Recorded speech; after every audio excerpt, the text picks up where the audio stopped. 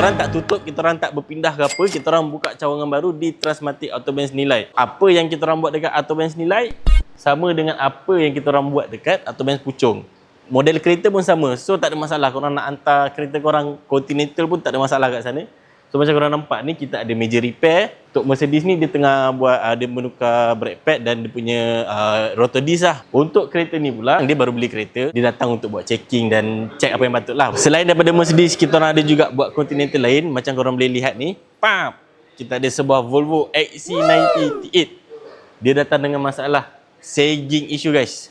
Untuk model ni dia memang common lah untuk pakai Amatic punya suspension. So masalah sagging ni normal lah untuk kereta-kereta yang pakai Amatic ni. Selain daripada Volvo, kita ada juga Mercedes. Ni Mercedes 203 ya guys. 203 kita ada buat 204, 205, 206. BMW macam kat luar korang nampak ada sebuah X5. Ada X5, lepas tu belakang X5 ni ada E90. So tak ada masalah kepada customer-customer atau pelanggan-pelanggan kami yang berada di Negeri Sembilan, terutamanya Nilai, Seremban. Korang dah boleh start hantar kereta korang pada tarikh 1 hari bulan 4. 1 bulan. Ingat tarikh ni, 1 hari bulan 4. Korang datang, korang nak buat inspection ke, checking, buat minor service, major service, korang datang je, tak ada masalah. Kita orang memang accept. Macam biasa geng, apa-apa, Roger. Sat.